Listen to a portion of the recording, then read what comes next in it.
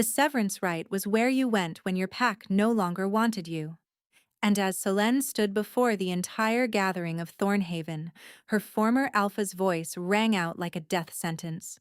Worthless, Ronan declared, void-marked, cursed.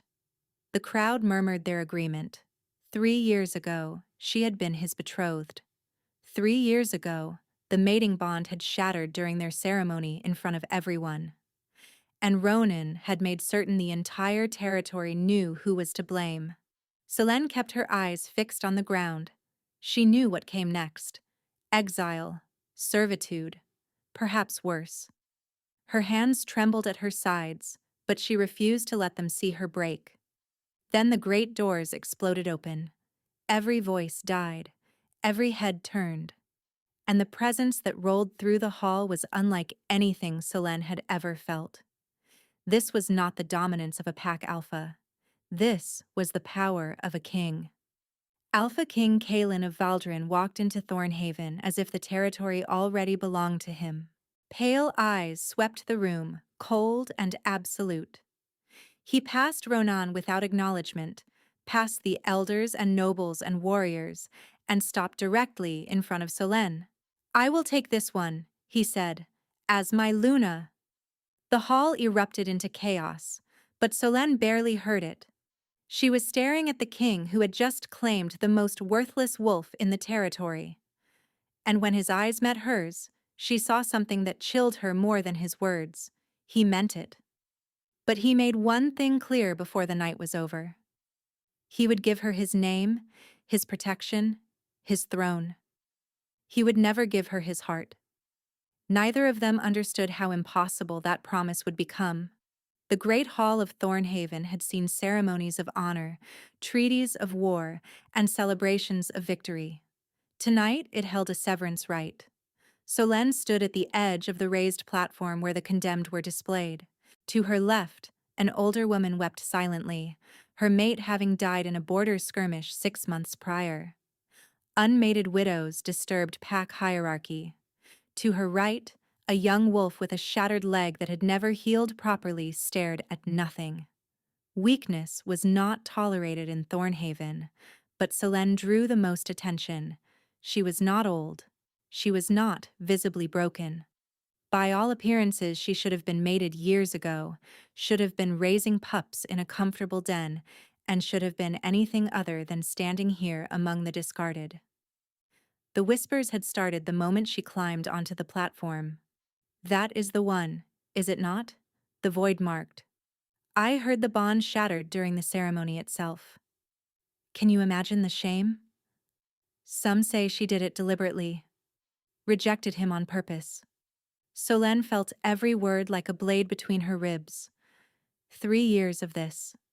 3 years of whispers and stares and doors closed in her face. 3 years of being the cautionary tale mothers told their daughters. Do not end up like Selene Ashford. She had everything and threw it away. They did not know the truth. They never asked. Alpha Ronan Blackwood stood at the center of the hall, magnificent in his formal leathers, his dark hair swept back from a face that had once made her heart race. Now it made her stomach turn. "We gather tonight to sever those who no longer serve the pack," Ronan announced, his voice carrying to every corner. "Those whose presence disrupts our bonds, those whose weakness endangers our strength." His eyes found Selene. Satisfaction crossed his features, or perhaps anticipation. "Selene Ashford," he called. "Step forward." Her legs felt like stone, but she forced them to move. The crowd parted as she descended from the platform and walked toward her former betrothed. She could smell the hostility in the air, the eagerness for spectacle. 3 years ago," Ronan said, addressing the crowd while his eyes remained fixed on her, "this woman stood beside me at the mating altar. And when the bond was meant to form between us, it shattered." Gasps rippled through the hall. They all knew the story, but hearing it spoken aloud by the Alpha himself gave it fresh power. "She bears the void mark," Ronan continued, "the sign of one rejected by the bond itself.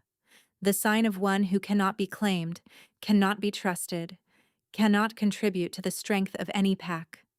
Solenne's hands clenched at her sides. The mark burned between her shoulder blades as if responding to his words.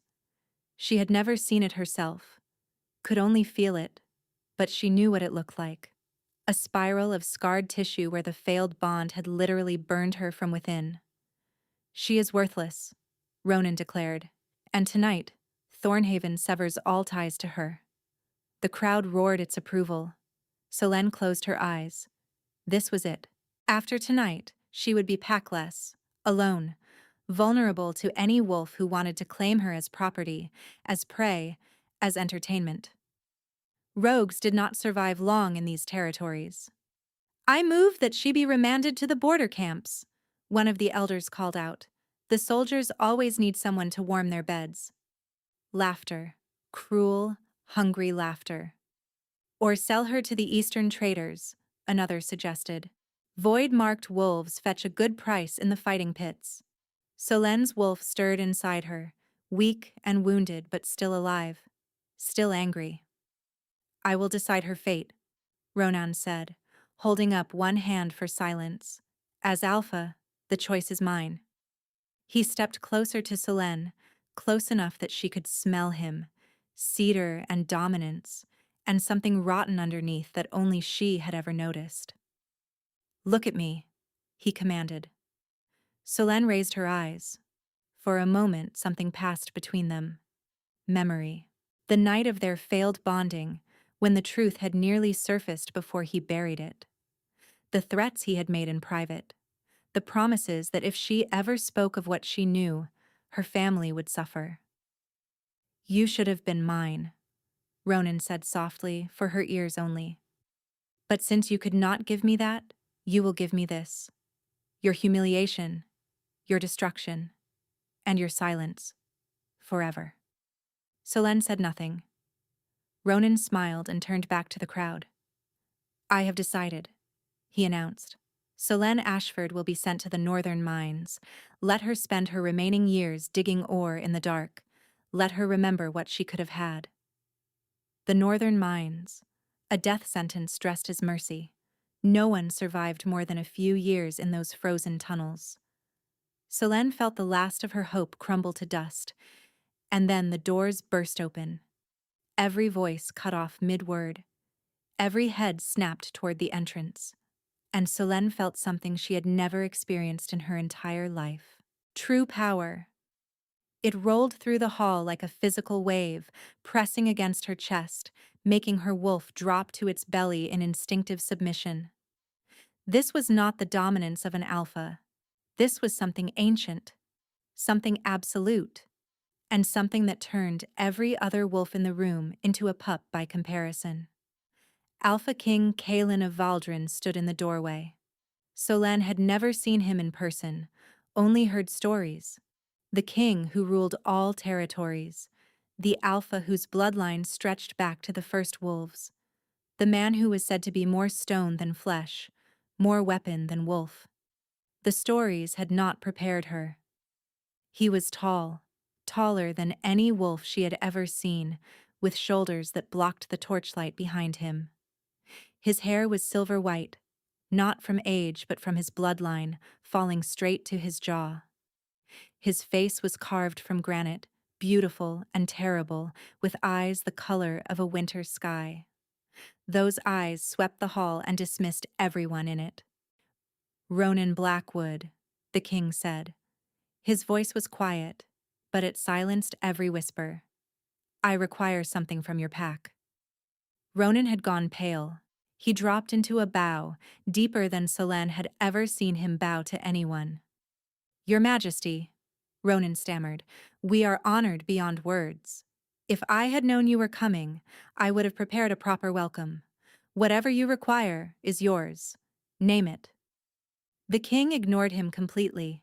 He was walking forward, his pace unhurried, his gaze moving across the platform where the condemned still stood. Past the weeping widow. Past the wolf with the shattered leg. His attention settled and stopped. On Solenne. She could not breathe. She could not move. She could not understand why the most powerful wolf in existence was looking at her as if she were the only person in the room. The king stopped directly in front of her. Up close, she noticed things the stories never mentioned. His skin was pale, almost colorless. His scent was muted, barely there, like winter wind over snow. And his eyes, when they met hers, held nothing. No warmth, no curiosity, no cruelty. Just cold, absolute emptiness. "This one," he said. "I will take her as my Luna." Silence. A hush so complete she could hear her own heartbeat. And then Thornhaven erupted into chaos.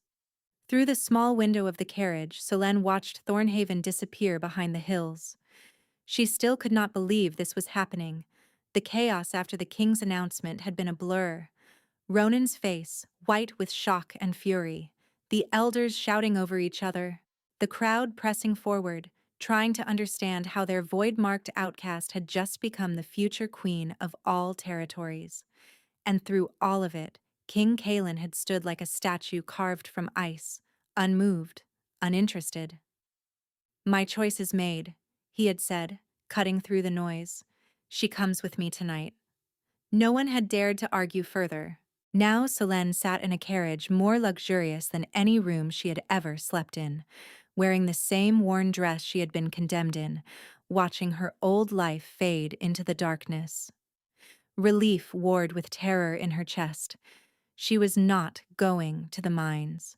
She was not going to be sold or enslaved or worked to death, but she was going to Valdrin, to become Luna to a king who had barely spoken 3 sentences to her. The carriage rocked gently as it climbed the mountain roads. Hours passed. Solène did not sleep. She could not. When dawn broke, she saw the fortress. Valdrin Castle rose from the mountainside as if it had grown there, all dark stone and sharp towers piercing a pale sky. It was impossibly large, impossibly grand, and impossibly cold. No banners flew from the walls. No smoke rose from the chimneys. It looked like a beautiful tomb. "This is madness," Solène thought.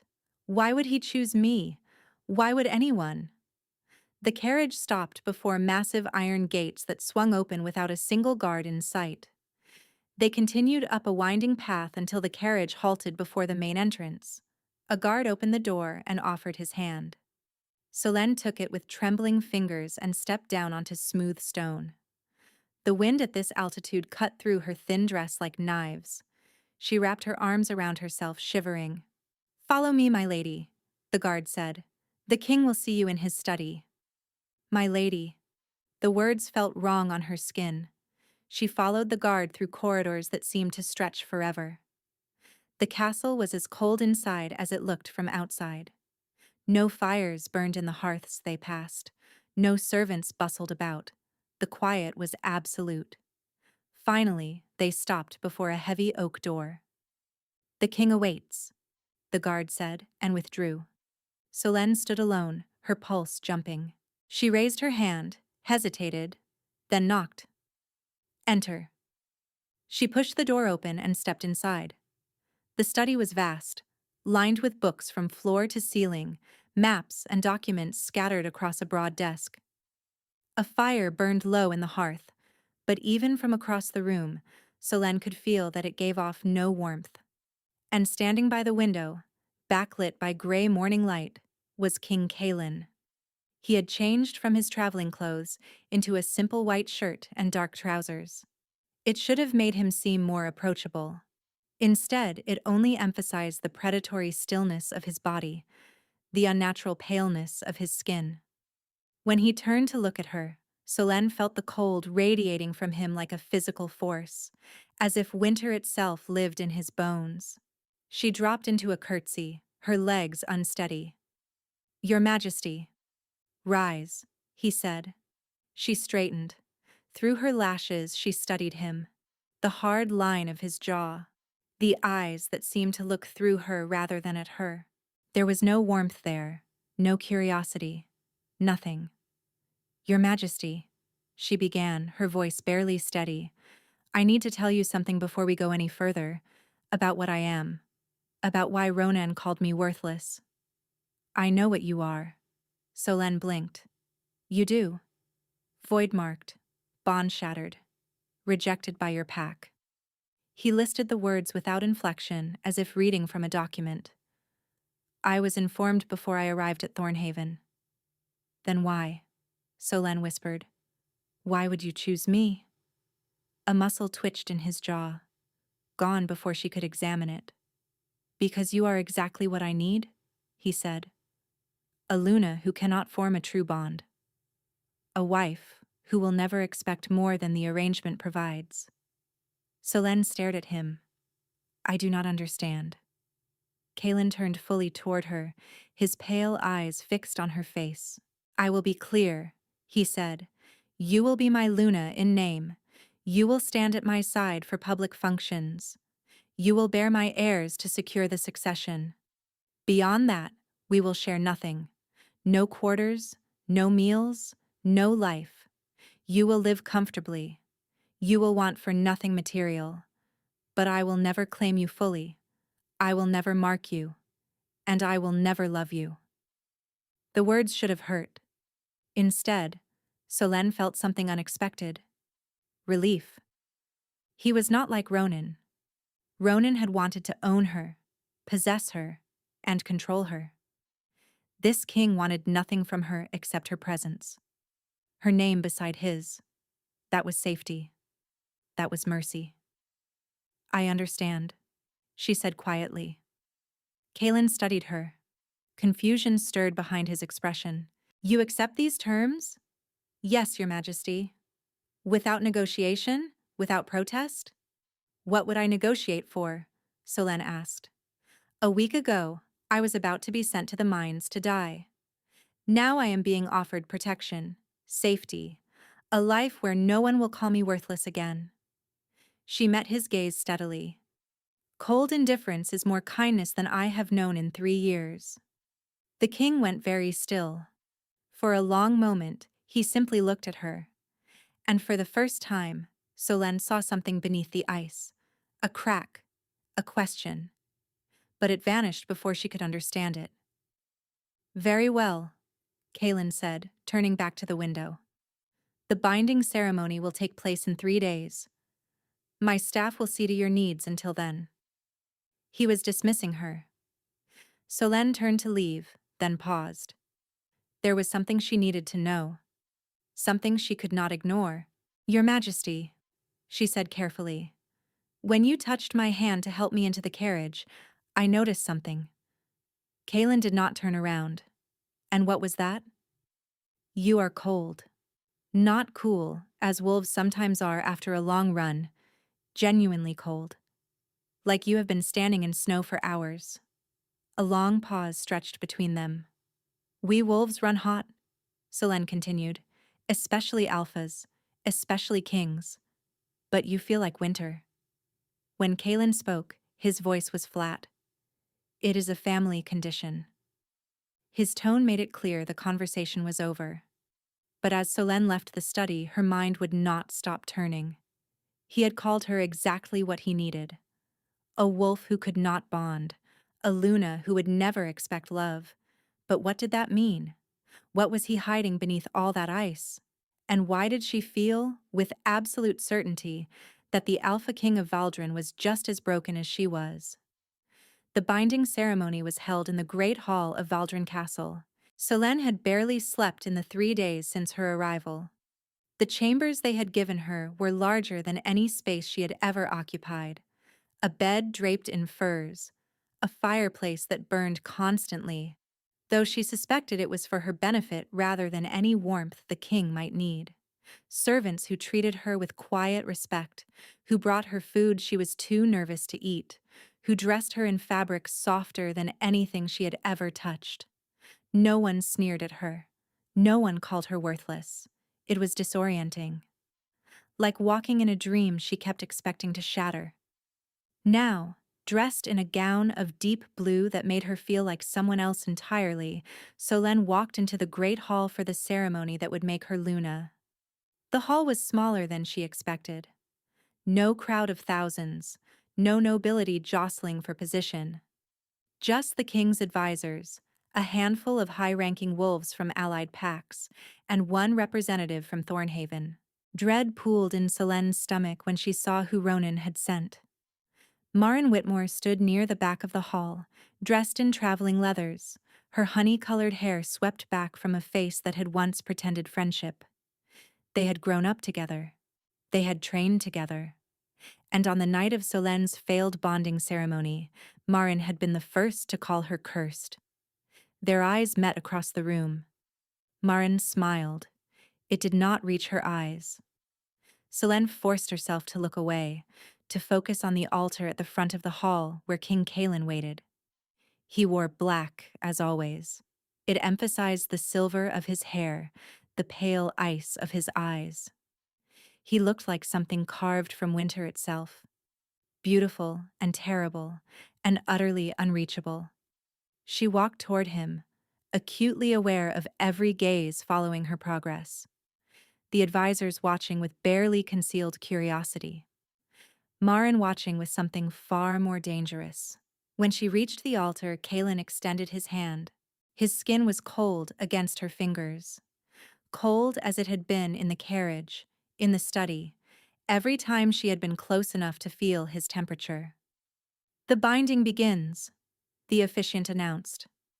An older wolf with silver in his beard and kindness in his eyes. "We gather to witness the union of Alpha King Kaelin of Valdrin and Solenne Ashford, a binding not of the bond, but of words, a contract of loyalty and protection." Solenne felt the weight of the phrasing, not of the bond. They were being bound by vows, not by the mate connection. The entire room knew this was a political arrangement, nothing more. "Before we proceed," the officiant continued, "are there any who would speak against this union?" Silence. Then a voice rang out from the back of the hall. "I would speak." Solenne's breath caught. Marin stepped forward, her smile firmly in place. "Forgive me, Your Majesty," Marin said, bowing to Kaelin. "I speak not against the union, but to ensure the king enters it with full knowledge of his bride." Kaelin's expression did not change. "Speak then." "Solenne Ashford bears the void mark," Marin announced, her voice carrying to every corner. "She was betrothed to Alpha Ronan Blackwood 3 years ago. On the night of their bonding ceremony, the mate bond itself shattered. It rejected her so violently that it burned the mark into her flesh." Murmurs rippled through the small crowd. "She is cursed," Marin continued, "unable to form a true bond, unable to be claimed, unable to give the king what a Luna should give." Her eyes glittered with malice. "Does His Majesty truly wish to bind himself to a wolf that even the moon goddess rejected?" The hall went silent. Solenne stood frozen, unable to breathe. This was it. The moment the dream shattered. The moment Kaelin realized his mistake and cast her back to the fate she had barely escaped. But the king did not look at Marin. He looked at Solenne. "Is this true?" he asked quietly. "You bear this mark?" "Yes," Solenne whispered. "There was no point in lying." "I should have told you myself, Your Majesty. I tried, but you said you already knew what I was." "I knew you were void-marked. I did not know the specifics." His eyes held hers, searching for something. "Do you believe you are cursed?" The question caught her off guard. No one had ever asked what she believed. "I do not know what happened that night," Solenne said slowly. "I was 18. I thought I loved him. I thought the bond would form as it should. But when the moment came, something inside me rejected it. Rejected him." She swallowed hard. "I have never understood why, but I know that I did not choose it. I did not want it. I have spent 3 years being punished for something I cannot explain." A heavy pause. Kaelin turned to face Marin, and something in his expression made the woman take an involuntary step back. "I was not addressing you," he said, his voice soft as falling snow and twice as cold. "I was addressing my Luna, the only voice in this hall that I am interested in hearing." Marin's face went white. Your message is delivered, Kaelin continued. You may return to Thornhaven and inform Alpha Ronan that his objection has been noted and disregarded. But Your Majesty, you are dismissed. The two words carried the weight of mountains. Marin opened her mouth as if to argue, then thought better of it. She bowed stiffly and retreated from the hall. The doors closed behind her with a heavy thud. Solène stared at the king, something warm and unfamiliar blooming in her chest. He had defended her.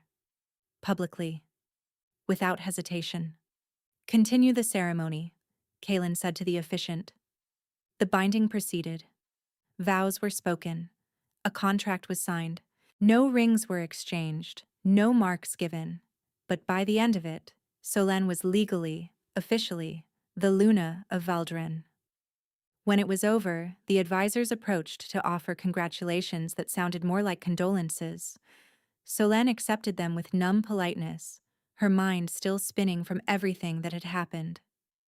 As the hall emptied, she found herself standing alone with the king. Your Majesty, she said quietly. Thank you. Kaelin looked at her with that same unreadable expression. For what? For defending me. For not casting me aside when you learned the full truth. She hesitated, then added, That was kind of you. Discomfort crossed his features. Or perhaps confusion. Kindness had nothing to do with it, he said. You are my Luna now. Attacks against you are attacks against me. I simply defended my own interests.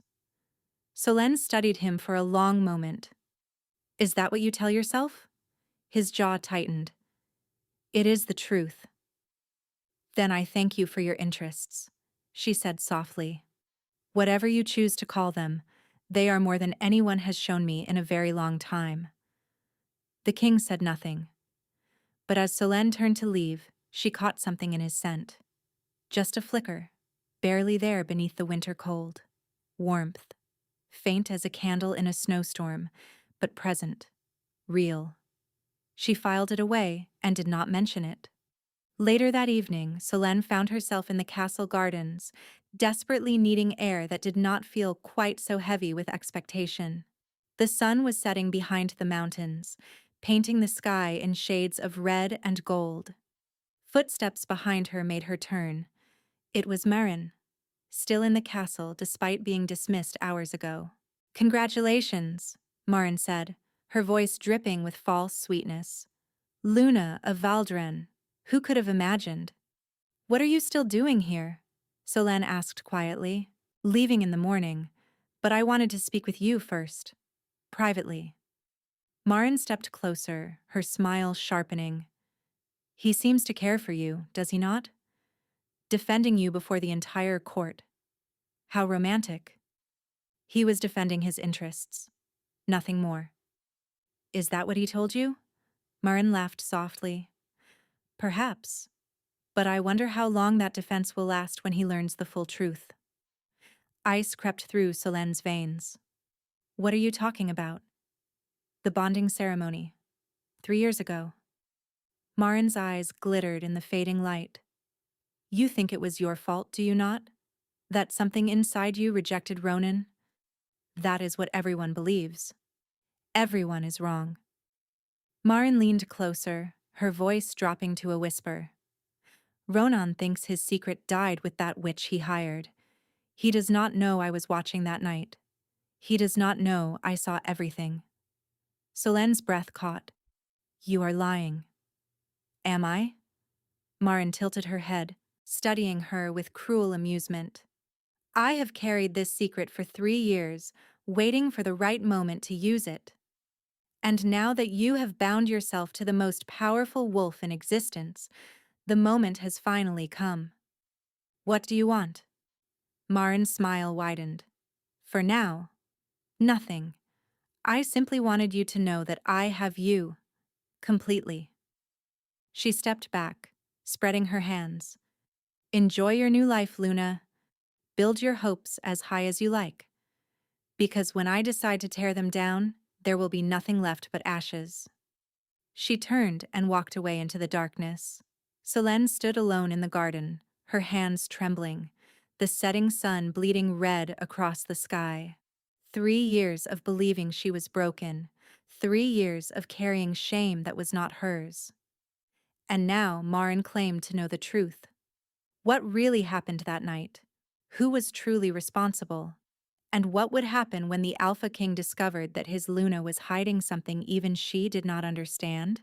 The Luna presentation was a tradition older than the kingdom itself. Every Luna who had ever ruled Valdrin had stood before the gathered packs on the morning after their binding.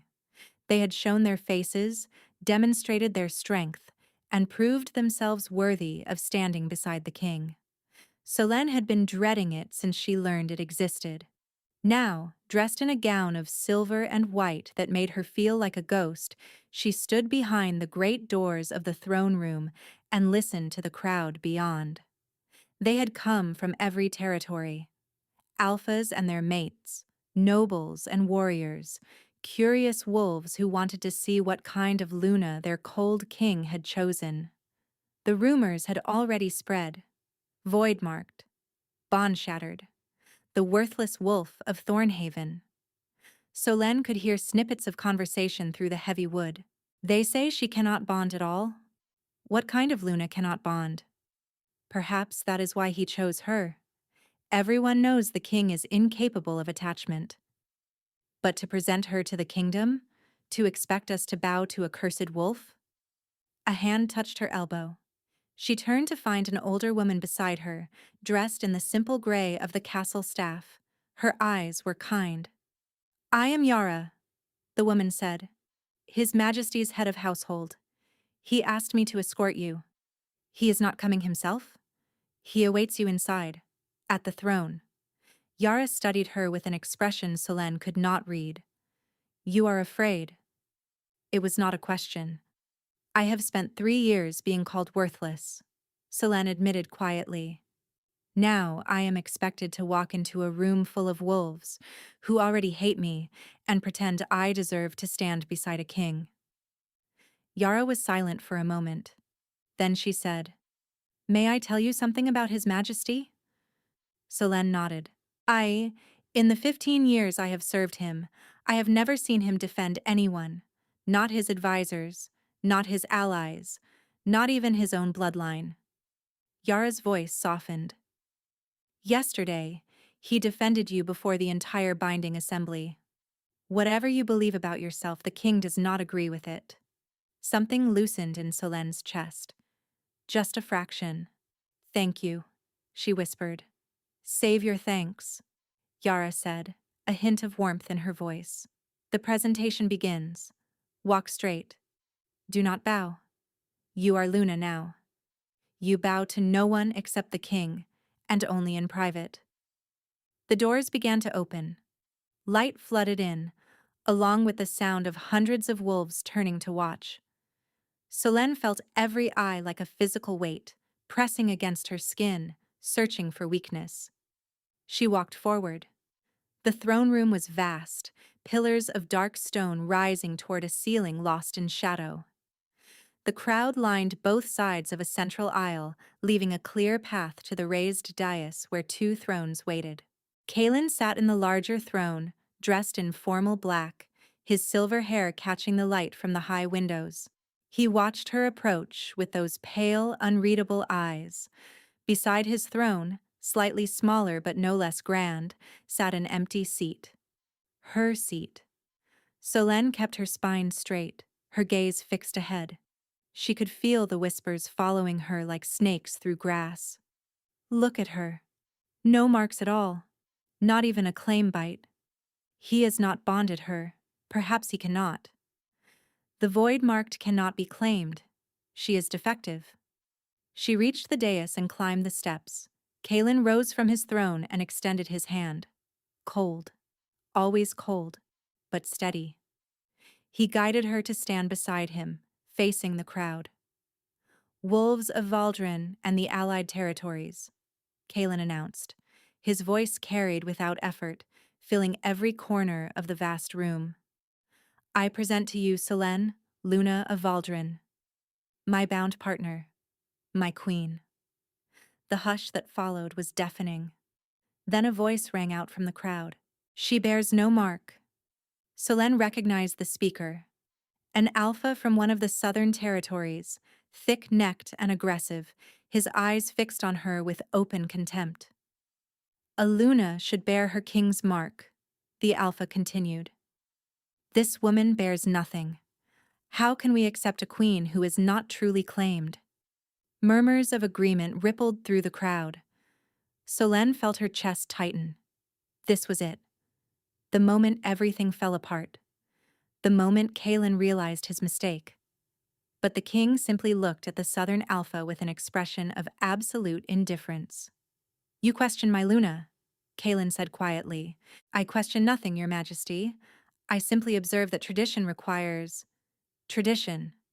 The word cut through the air like a blade. You wish to lecture me on tradition. The alpha's face went pale. Your majesty, I meant no...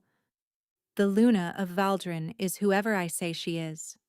Kaelin's voice dropped, becoming something terrible. She stands beside me. She wears my crown. She is mine. That is all the proof any wolf in this room requires. He turned to the crowd, and Solène saw every wolf shrink back from his gaze. If anyone else wishes to question my choice, the king said softly, they are welcome to challenge me directly. Here, now. Not a single wolf moved. No? Kaelin tilted his head slightly. Then I believe the presentation is complete. He took Solène's hand again and guided her to sit in the Luna's throne. The crowd dropped into bows, every head lowered, every knee bent. Solène sat frozen, overwhelmed. He had done it again, defended her without hesitation, crushed any challenge before it could take root. Why? Why did he keep protecting someone he claimed to care nothing about? As if sensing her confusion, Kaelin glanced at her. And for just a moment, something shifted in those pale eyes. Something almost like warmth. Then it was gone, replaced by the usual ice. But Solène had seen it, and she was beginning to understand that the cold king of Valdrin was not nearly as frozen as he pretended to be.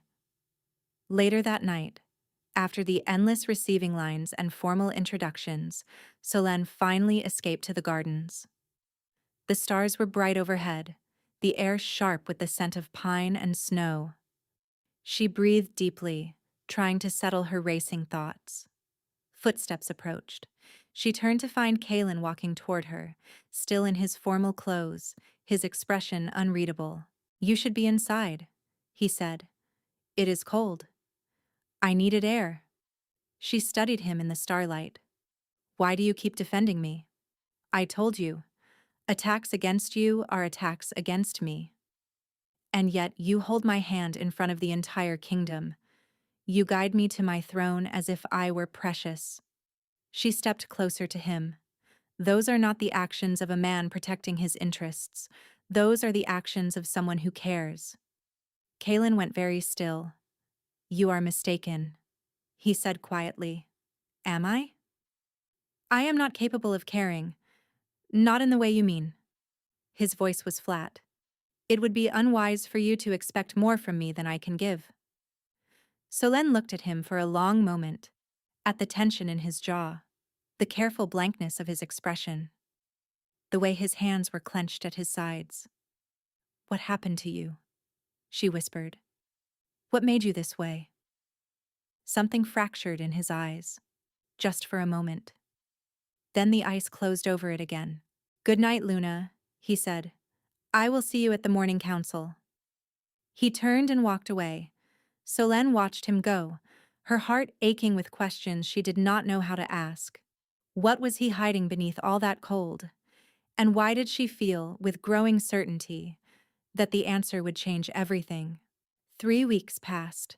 3 weeks of formal dinners and council meetings and the endless performance of being Luna. 3 weeks of standing beside a king who protected her publicly and avoided her privately. 3 weeks of wondering why her pulse jumped every time he entered a room. Solène told herself it was gratitude, nothing more. But gratitude did not explain the way her wolf stirred when his scent reached her. Gratitude did not explain the dreams that woke her in the middle of the night, breathless and aching.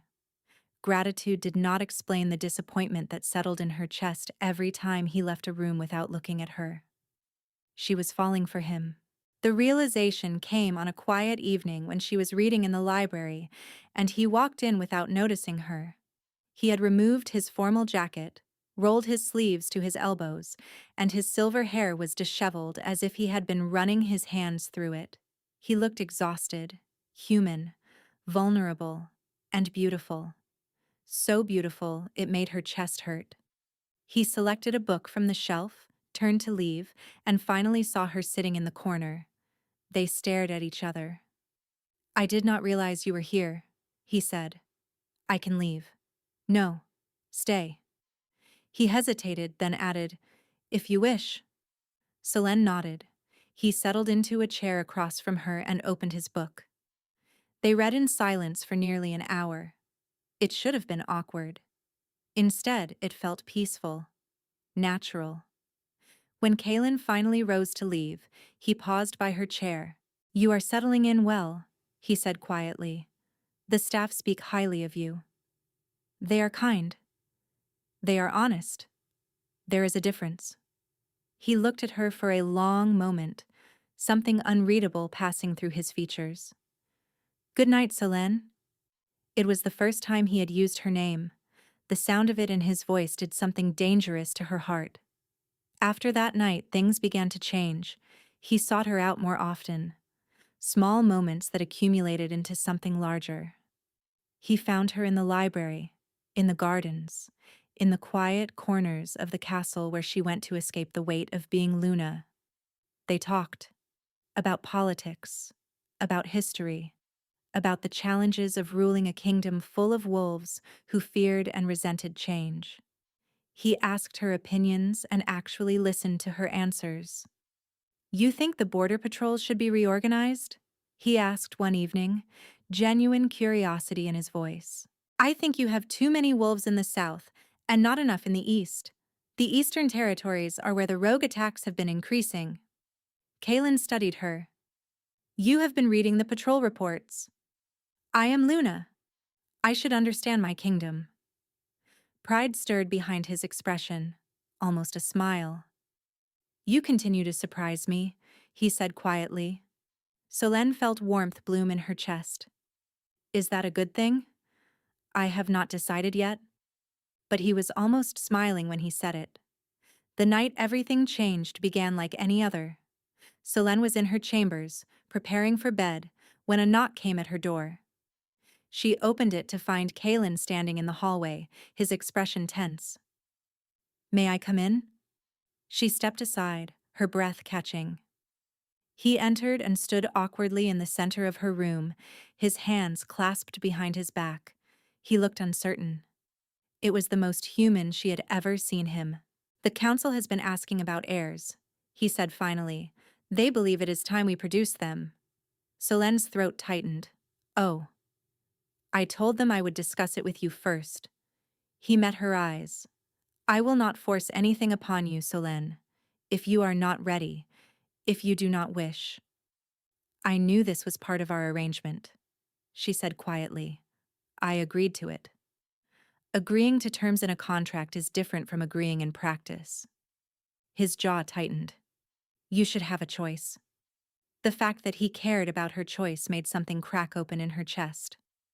"I choose to fulfill my duties as Luna," she said. "And—" she hesitated, then admitted the truth. "I choose you." Kaylin went very still. "You do not know what you are choosing," he said, his voice rough. "Then show me." For a long moment he simply looked at her. Then he crossed the room in 3 strides and kissed her. His mouth was cold against hers, cold, but gentle, careful, as if she were something precious he was afraid to break. His hands came up to cup her face, his thumbs tracing her cheekbones with a tenderness that made her eyes sting. When they finally pulled apart, they were both breathing hard. "I should warn you," he said quietly. "I am not like other wolves. My body runs cold. My touch will not warm you." I have been cold my entire life, Solène whispered. I do not need warmth. I need you. Something broke behind his eyes, something that had been holding itself together for a very long time. He kissed her again, deeper this time, and Solène stopped thinking. They came together slowly, carefully. He gave her every opportunity to pull away, and she gave him none.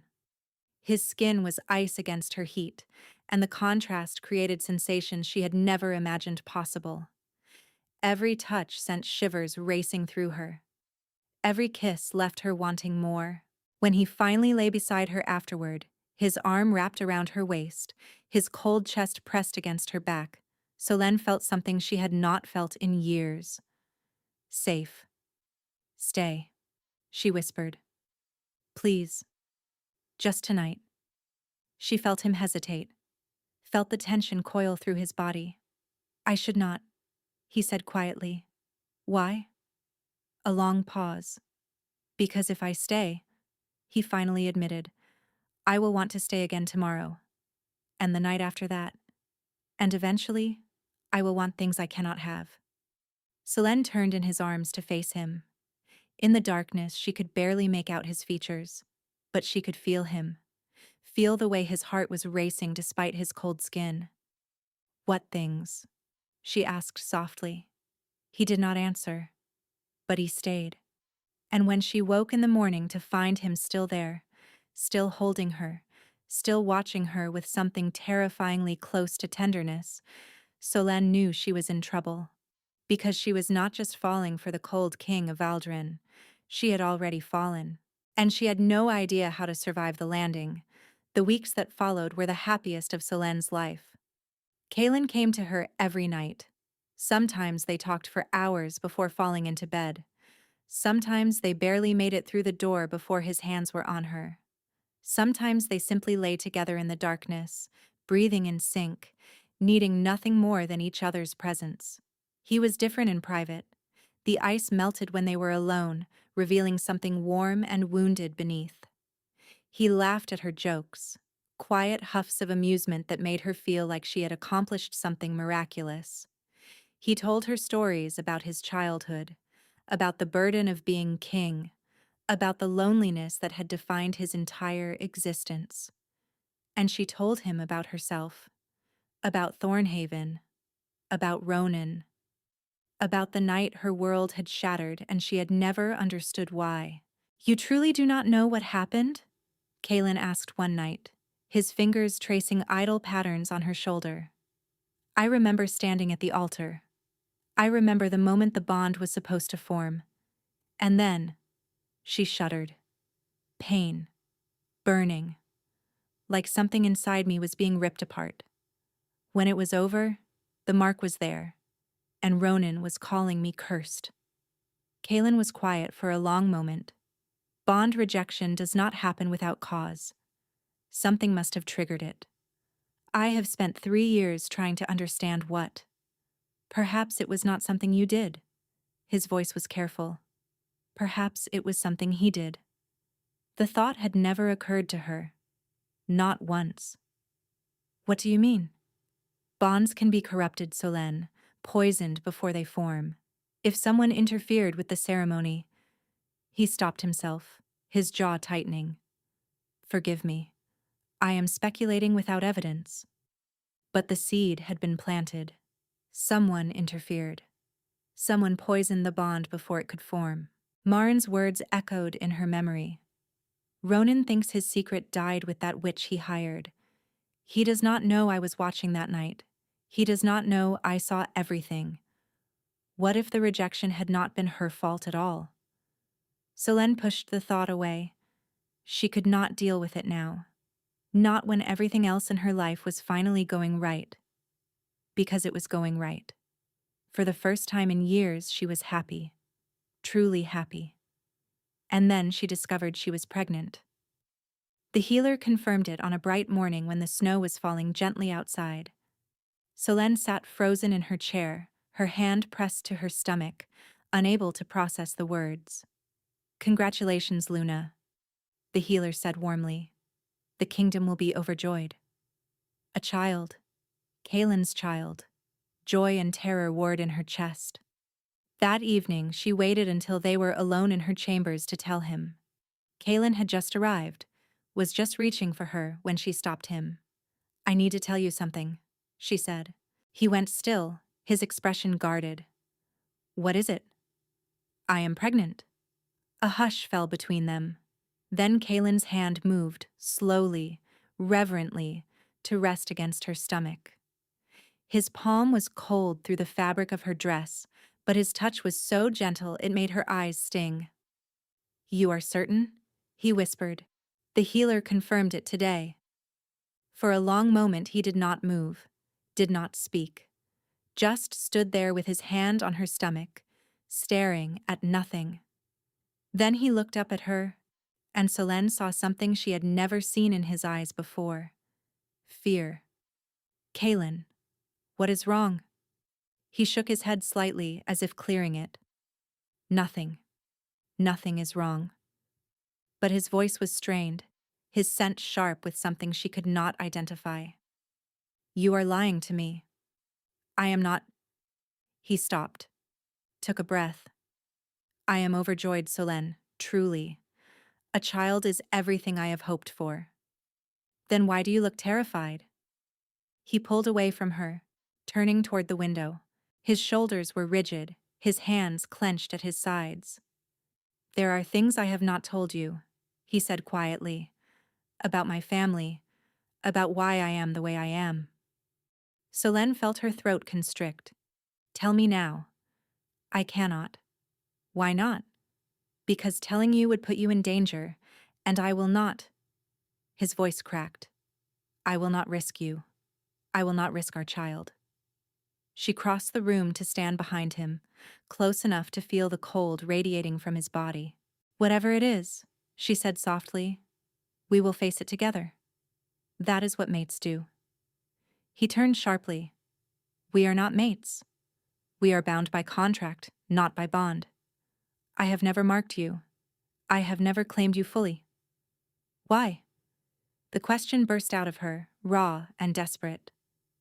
"Why will you not claim me? You come to me every night. You hold me.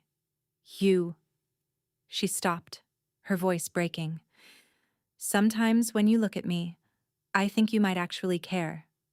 But then you pull away and remind me that this is just an arrangement, that you will never love me." Kaylin's face went pale. "Solène, I am tired of the arrangement," she said, tears streaming down her face. "I am tired of pretending. I love you, Kaylin.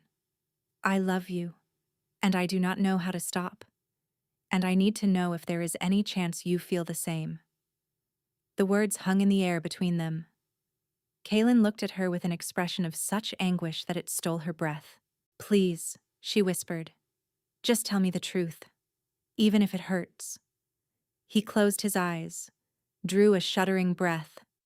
"The truth," he said quietly, "is that I have loved you since the moment you thanked me for kindness I was not trying to give. The truth is that every night I spend with you makes me want things I swore I would never want again. The truth is that you are the only warmth I have felt in 15 years, and I am terrified." His voice broke. "I am terrified of what will happen when you realize what loving me will cost you." Solène stared at him. "You love me?" "Yes." The word came out like a confession, like a wound. "I love you, Solène, more than I thought I was capable of loving anyone." Joy exploded in her chest, overwhelming and absolute. She stepped forward, reaching for him. "Then why are you afraid? Why—" He caught her hands before she could touch him. And she saw it then.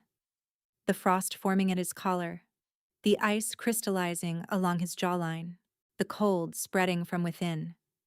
"Kaylin?" Her voice pitched with terror. "What is happening?" His legs buckled. She caught him, but his weight dragged them both to the floor. He was convulsing, his body racked with tremors, frost spreading across his skin like a living thing. "No, no, no." Solène pulled him into her lap, pressing her warm hands against his frozen face. Kaelin, stay with me, stay with me. His eyes flickered open, pale as winter storms and full of pain. The curse, he gasped, on my bloodline, on every king of Valdrin. What curse? What are you talking about? His hand found hers, gripping weakly. If I truly love someone, he whispered, if I admit it aloud, speak the words into being. His breath rattled in his chest. My heart turns to ice. I freeze from within. His eyes met hers, desperate and fading. I die. Solenne's world collapsed. No, no, that is impossible. We can fix this. We can... There is no cure. His voice was barely audible now. There has never been a cure. Every king who has loved has died for it. My father, his father, every male of the line for 12 generations. The ice was spreading faster now, crawling down his neck, across his chest. Do not die, Solenne begged. Please, I just found you. I cannot lose you. Our child needs you. I need you. Kaelin's eyes fluttered closed. I'm sorry, he breathed. I should have told you. I should have warned you. But I wanted... His voice faded to nothing. I wanted to pretend, just for a little while, that I could be happy. His hand fell from her face. His body went still, and Solenne screamed. Guards burst through the door within seconds of her screams. They found their Luna on the floor, cradling their dying king, her hands pressed uselessly against the ice spreading across his chest.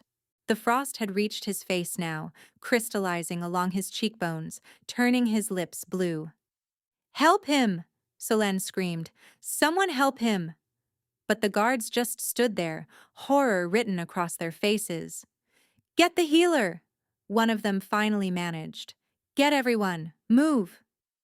They scattered, and within minutes the room was filled with bodies, healers who pressed their hands to Kaelin's chest and pulled back with frostbitten fingers, advisors who muttered prayers to the moon goddess, Yara, who knelt beside Solenne and held her hand without saying a word. There must be something, Solenne begged. Some treatment, some cure. There is no cure, Luna. The head healer's voice was gentle but final. The curse on the Valdrin bloodline is absolute. Every king who has loved has died from it.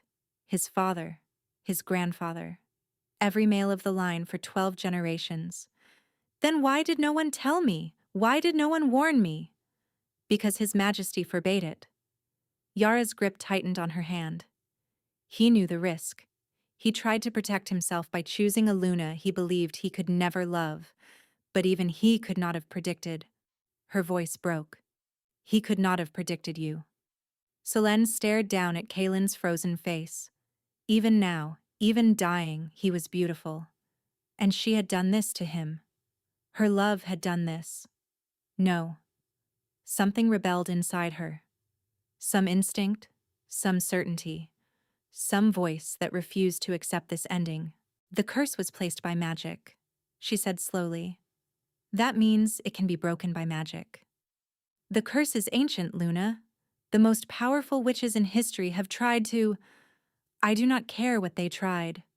Solenne's voice hardened. I care about what they missed. She looked down at Kaelin, at the frost spreading inexorably toward his heart. She had hours, maybe less, but she would not let him die. Not without a fight. Keep him alive, she commanded. Whatever it takes. I will return. Luna, where are you going? Solenne was already on her feet, already moving toward the door. To find the truth. She rode through the night, pushing her horse harder than she had ever pushed anything. The cold wind cut through her cloak, but she barely felt it. All she could feel was the clock ticking in her chest, counting down the moments until Kaelin's heart stopped completely. Marin had said she knew the truth. Marin had said she knew who was truly responsible for the shattered bond. If anyone had answers, it was her. Solenne found her at a way station 3 hours from Valdrin, preparing to return to Thornhaven. The shock on Marin's face when Solenne burst through the door was almost satisfying. Luna. Marin recovered quickly, her expression smoothing into that familiar false pleasantness. What an unexpected visit. Is something wrong? The king is dying. Anticipation stirred in Marin's eyes, not surprise. How tragic, Marin said. Though I suppose it was inevitable. Everyone knows the Valdrin curse. Any king foolish enough to fall in love. Solène crossed the room in 3 strides and slammed Marin against the wall. You will tell me what you know, she said, her voice deadly calm. You will tell me everything. And then perhaps I will let you live. For the first time, real fear crossed Marin's face. I do not know what you... 3 years ago, you told me you knew what really happened at my bonding ceremony. You said you knew who was truly responsible. Solène's grip tightened. Tell me. Now. Marin's composure cracked completely. It was Ronan, she gasped. All of it. He planned everything. What did he plan? Your family. Your bloodline. Marin's words tumbled out in a rush. Ronan discovered something about your ancestry. Your great-grandmother was a healer wolf, one of the old bloodlines, the ones who could purify corruption, break curses, heal what magic had damaged. The power passes through the female line. Solène's grip loosened slightly, shock rippling through her. What? Ronan wanted that power for his heirs, but he could not control it if you were truly bonded to him. A real mate bond would give you equal standing, equal power. So he found a witch. Paid her to poison the bonding ceremony. The world tilted beneath Solène's feet. The bond was meant to shatter, Marin continued. It was designed to. And when it did, when it burned the mark into your flesh, Ronan made sure everyone believed you were the broken one, the worthless one, the wolf too damaged to ever bond again. But I am not damaged, Solène whispered. No. Marin's voice was bitter now. You are not. Your wolf rejected the corrupted bond because your bloodline recognized the poison. You were not broken that night, Solène. You were protected. Your own power saved you from being bound to a monster. Solène released her, stepping back, her mind racing. She was not void-marked. She was not cursed. Her bond had not shattered because she was worthless. It had shattered because she was strong. Strong enough to reject corruption. Strong enough to survive. Strong enough to... The Valdrin curse, she breathed. It was placed by a witch, was it not? Marin nodded slowly. Generations ago. A witch who wanted to ensure the kings of Valdrin could never find true happiness, could never be strengthened by love. Corruption. Solène's heart was pounding now. The curse is corruption. Magic designed to destroy love, to poison bonds, to turn something beautiful into something deadly. Yes, but what does that... I rejected corruption once. Solène looked at her hands, the hands that had held Kaelin, that had touched every part of him. My bloodline protects against poisoned magic, against curses designed to destroy. Understanding dawned on Marin's face, followed quickly by fear. You cannot be serious. You cannot possibly think, where is Ronan now? At Thornhaven. But Solène, even if you are right, even if your bloodline can break curses, you would have to bond with the king fully, mark him, claim him completely, and you have never... I have never bonded because every bond offered to me was poison. Solène turned toward the door. Kaelin is not poison. He is the only thing in my life that has ever been pure. She paused at the threshold. You will remain here until I send for you. You will testify to everything you have told me tonight. And then the council will decide your fate. She looked back at Marin with cold eyes. If you run, I will find you, and I will not be merciful. She rode back to Valdrin faster than she had come. Kaelin was worse when she arrived. The ice had spread across his entire torso, creeping down his arms, up his throat. His heartbeat was barely perceptible, a faint flutter beneath layers of frost. Luna. The head healer's face was grave. He has minutes. Perhaps less. Solène knelt beside the bed, taking Kaylin's frozen hand in hers. "Everyone out," she said quietly. "Luna, we cannot leave you alone with everyone. Out. Now." They left. Selene looked down at her husband, her king, the man she loved more than she had ever loved anything. His eyes were closed. His breathing was shallow. The frost was reaching for his heart. "I know you can hear me," she whispered. "I know you are still fighting. So listen to me, Kaylin. I am going to save you. I am going to break this curse." His eyelids flickered but did not open.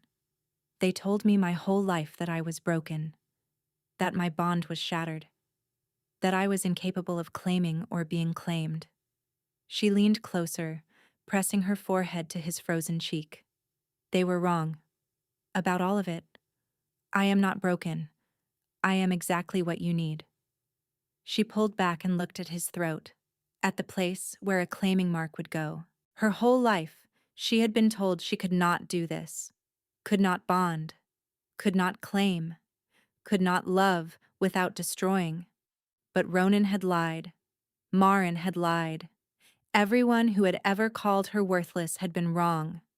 The mark between her shoulder blades, the one she had carried as proof of her brokenness, had never been a curse at all. It was a scar of survival, evidence that her blood had rejected poison, and now she was going to prove it. "I love you," Solène said clearly. "I claim you as mine, my husband, my king, my mate." She lowered her mouth to his throat and bit. The moment her teeth broke his skin, she felt it. Power surging through her like nothing she had ever experienced. Not her own power, but something older, something inherited, something that had been sleeping in her blood for generations, waiting for this moment. The bond snapped into place with a force that stole her breath. It was not like she had imagined. Not gentle or gradual. It was a flood, a wildfire, a storm breaking over her soul. She felt Kaelin, not just his body beneath her, but his heart, his mind, his essence, every wall he had ever built, every fear he had ever carried, every moment of loneliness and pain and desperate, desperate hope. And beneath all of it, his love for her. Vast and terrifying and absolutely unwavering, heat erupted from her core, pouring through the bond, pouring into him. She felt the ice resisting, felt the curse fighting back, felt the ancient magic that had bound his bloodline for generations struggling against something it had never encountered before. A bond that could not be corrupted, a love that could not be poisoned, a wolf strong enough to reject the darkness. The ice cracked. Solène felt it shatter, felt the frost retreat, felt warmth rushing through Kaelin's body for the first time in 15 years. His heartbeat strengthened beneath her palm. His breathing deepened. Color flooded back into his face. His eyes flew open. "Solène," he gasped. She pulled back, her vision blurring with tears, and looked at him. The ice was gone, completely gone. His skin was warm beneath her hands, warm in a way she had never felt it. And when he looked at her, there was no pain in his eyes, no fear, just wonder. "You saved me," he breathed. "How?" "You are not the only one with secrets." She laughed through her tears. "I will explain everything, but first." She touched the mark on his throat. Her mark. Proof that he was hers. "First, I need you to tell me you are all right." Kaelin sat up slowly, touching his chest where the ice had been. His hand found hers and pressed it over his heart. Beneath her palm, she felt it beating. Strong. Steady. Warm. "Better than all right," he said quietly. "I am alive. I am warm. And I am—" He stopped, something cracking in his expression. "I am free. The curse is gone. I can feel it. There is nothing inside me anymore but—" "But?" He pulled her close, burying his face in her hair. "Love," he whispered. "Just love. For you. For our child." for everything I never thought I would have." They held each other for a long time. Later, when they had both stopped shaking, when the healers had confirmed what Solène already knew, when the entire castle had learned that their king was alive and their Luna had performed the impossible, they sat together in his study, and she told him everything. About Ronan, about Marin, about the poisoned bond and the lie she had believed for 3 years, about the bloodline she had never known she carried. Kaelin listened without interruption. When she finished, his expression was thunderous. "Ronan will answer for this," he said quietly. "For what he did to you. For every year you spent believing you were worthless." "Yes." Solène touched his hand. "But not tonight. Tonight, I just want to be with you." His expression softened. He pulled her into his lap and kissed her, warm and slow and full of promise. "Tonight," he agreed. "Tomorrow, we bring him to justice." 6 months later, Solène stood in the castle gardens, watching the sun set over the mountains. So much had changed. Ronan Blackwood sat in a prison cell, stripped of his title, his territory divided among alphas who would actually serve their people. Marin's testimony had ensured his conviction. In exchange, she had been exiled rather than executed, banished to the far territories where no one knew her name. The curse on the Valdrin bloodline was broken completely. Not just for Kaelin, but for all future generations. Their children would never know the cold that had plagued their father, would never fear love. Footsteps behind her made her turn. Kaelin walked toward her across the garden, their daughter in his arms. Little Era, born 3 months ago, had arrived 2 weeks early with her father's silver hair and her mother's dark eyes. She was sleeping peacefully against his chest, one tiny fist curled around his finger. "She wanted her mother," Kaelin said, wonder threading through his voice. "Or perhaps I just wanted to find you both." Solène smiled and leaned into him, careful not to disturb their daughter. His arm came around her shoulders, warm and strong. She touched her belly, where new life had just begun to grow. The healer had confirmed it only yesterday. A son, if the old traditions of scent reading held true. "Do you remember what you told me the night we met?" she asked quietly. "You said you would never love me." Kaelin pressed a kiss to her temple. "I was a fool." "You were afraid." "I was both." He looked down at Era, at the miracle sleeping in his arms. "But you saved me anyway. Saved all of us." Solène thought about everything that had led to this moment. The auction where she had been called worthless. The king who had chosen her for all the wrong reasons. The love that had grown between them despite every barrier they had built. "You saved me too," she said softly. "You looked at me when no one else would. You defended me when no one else cared. You gave me a home when I had nothing." "I gave you a contract," Kaelin corrected, a hint of his old wryness in his voice. "You turned it into a family." Solène laughed, her eyes stinging with happy tears. She had stood before her pack 3 years ago and been called worthless, void-marked, cursed. She had believed them, had accepted their cruelty as truth. But she was not worthless. She was Luna of Valdrin, mother of the air, breaker of an ancient curse, and beloved, truly beloved by the man who had once sworn he could never love. "Thank you," she whispered, "for choosing me." Kaelin tilted her face up and kissed her, gentle and warm and full of everything they had built together. "Thank you," he murmured against her lips, "for choosing me back." Their daughter stirred between them, making a soft sound of contentment. The sun dipped below the mountains, painting the sky in shades of gold and rose, and somewhere in the distance, wolves began to sing. It was the sound of a kingdom at peace. It was the sound of home.